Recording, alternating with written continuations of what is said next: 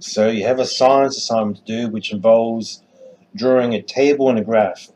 Well, the purpose of this video is to show you how easy and quick it is to draw your own table and graph using Microsoft Excel and Word. Now, I can normally do this in about 3 minutes myself, but to explain this will take about 10 minutes. So here's my phone with my timer. Let's start now. So let's find Excel first. I'll use Excel to draw my table, my graph, and then I'll paste it into my Word document for your assignment. Alright, let's maximize a blank workbook. Choose an insertion point. Okay, anywhere. I'm going to have an imaginary set of data. Let's say the population of quokkas in a certain area over time. I'm going to draw a vertical table going down like this, and I'll need 2 columns. And like in any experiment, you're going to have your independent variable and your dependent variable, and of course your control variables, which we won't worry about in this case. So the 2 types of data we'll have in our table will be time and quokka counts. Alright, so there we are. Let's say time is measured in months. I'm going to put the units in brackets. And this is all imaginary data. So setting for the first month there, 0, 1, 2. Let's say for whatever reason no measurements were taken in the 3rd month. Let's say the researchers were on holidays or whatever, but they resumed in the 4th month, then 5th month, and 6th month, and then they skipped again for the 7th month, and they resumed again in the 9th month. So there we are, and in the 10th month. Alright, so let's get some data for the quokka counts. Let's say 25 was the beginning count, and then 26, and then 28, 30, and 29, and then maybe that's a bit little, 35, and 40, and 9, and 57, and 58. There. So now we're going to put some borders around the table. Alright, so this video involves a bit of explanation about how to do formatting.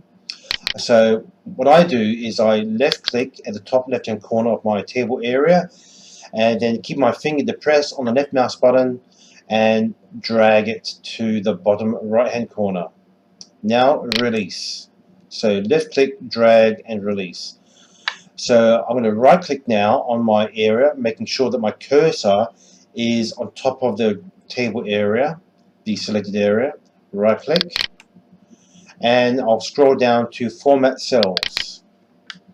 Alright, so I'm going to choose borders now. I'm going to set some borders. So outline, let's make the outline thicker again, and let's change the color. I'll make it blue, okay, for whatever reason, and let's set some internal borders inside. I'll make those internal borders thinner, and I'll change the color for these internal borders too to magenta. Alright, let's get some background color for our headings. So I left click and drag the area again, release, right click now over the selected area, then format cells again, and I will go to fill. So in fill I normally choose a medium grey over here and press OK. So the table looks a bit ugly still, so let's go and fix a few things. This thing is going over the edge of the border, so we can rectify it by moving my icon up to the top here, and you see the icon changes. Double click there and it will automatically change its size. Or there's 2 other ways of doing things. I can just edit this text here, left click and backspace, and put counts in here. And there's other ways too. I could actually select this area, right click, format cells, and choose to change the alignment by wrapping the text or by merging the cells. Doesn't matter really. Now it's still a bit funny. I've got these horizontal lines here, which I want to get rid of. So I will select this area again, select, drag, and release the left mouse button. Now I will right click on this area and go back to Format Cells, and then with a border menu I will choose to remove the horizontal borders by clicking on this icon here, and there it is. I may choose to make this bottom border here for my two cells thick, so I'll choose this one here and I'll make this one thick. There, that looks better. So don't forget, every table should have a heading.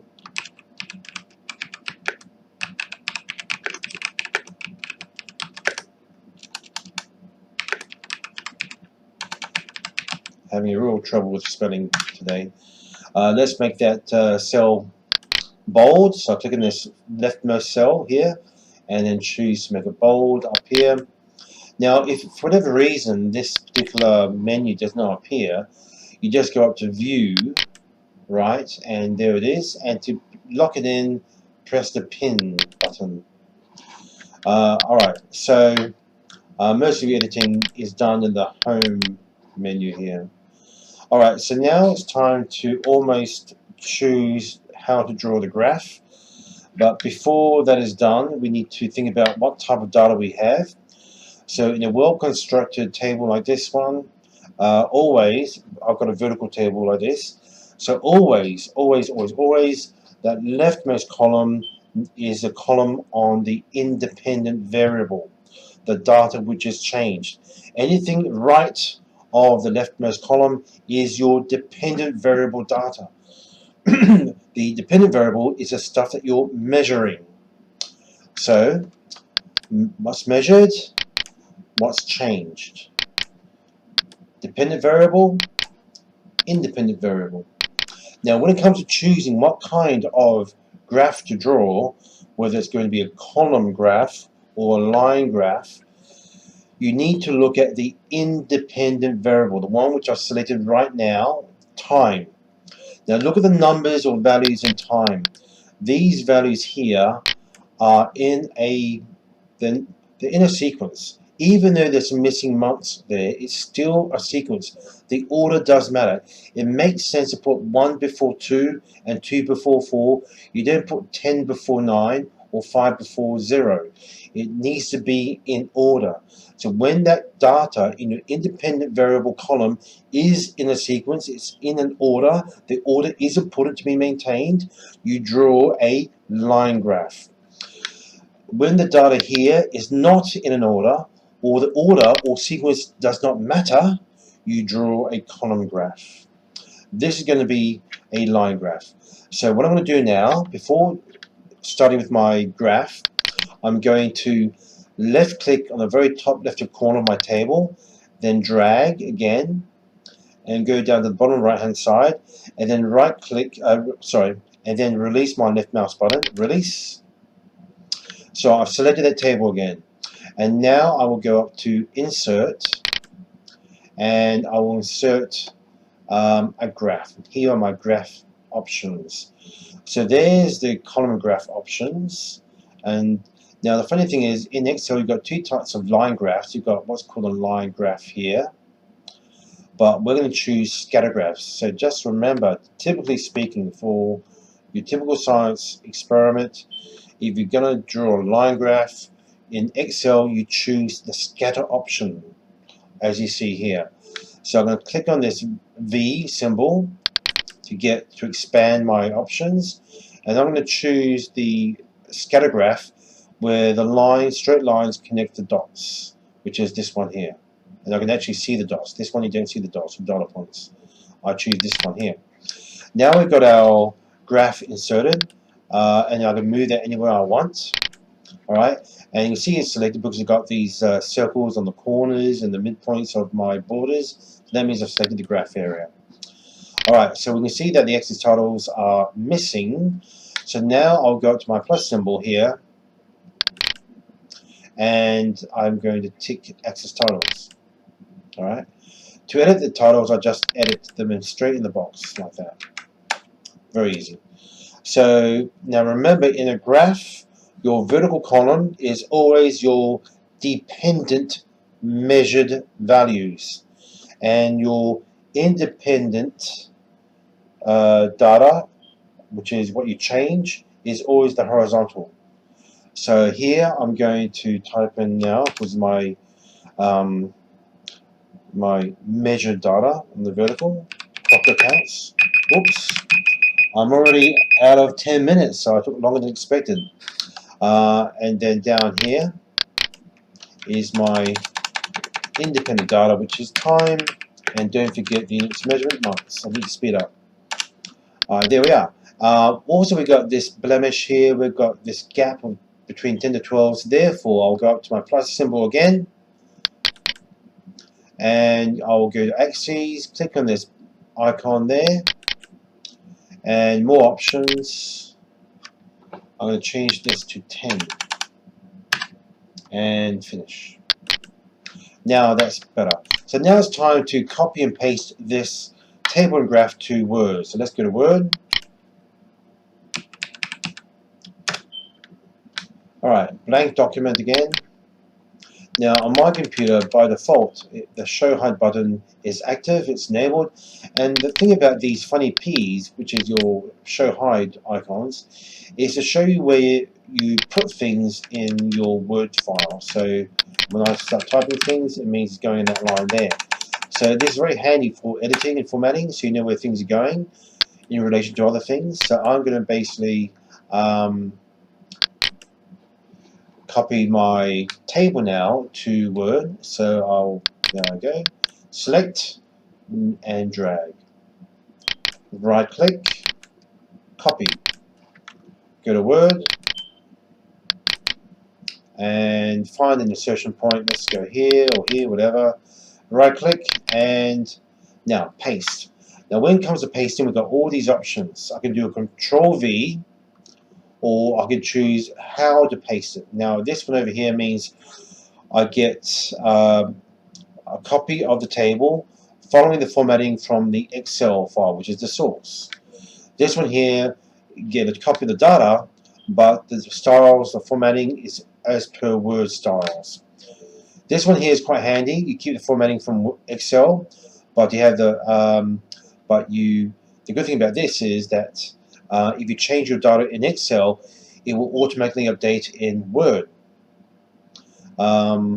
This one is similar to that one, but you maintain the word styles.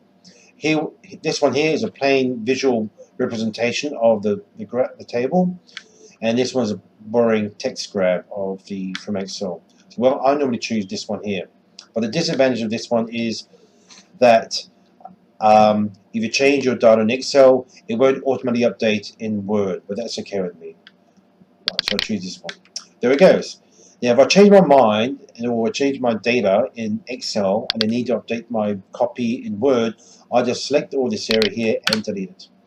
So now this time I'm just going to Control V to paste. And now let's copy over the chart. So I click in the chart area, click, left click, right click, copy, and then go to Word again. I'll find an insertion point like here, left click, then right click and paste. So same thing again, paste the object or paste the picture of it. And there we are. So that took what, maybe 12-11 minutes to do with explanations, but for you guys doing this yourself, you should be able to do this in a few minutes if you know what you're doing. It's quite easy. So now, depending which version of Word you have, you might have a MacBook version of Word, or a PC version of Word, a Windows 7 version of Word, an Excel, and Windows 8, Windows 9, God knows what. You might find the options are a little bit different. They're found in different places, but the options, the process is very similar. The same functionality is found in every version of Word and Excel. You're just going to find it where these buttons are. Okay, so your interface may be a bit different to mine, but don't distress. You just going to look in your Excel and Word. Use the help option, normally found up here. and we're up here, and use that to find out how to figure things out on your copy of Word and Excel. So good luck to you all. If you have any questions about using Excel and Word to create your tables and graphs, come and see me in class or find me online. But please don't give up and have a go. It's easier than you think, and once you master this skill, you'll be a legend for life. Good luck to you.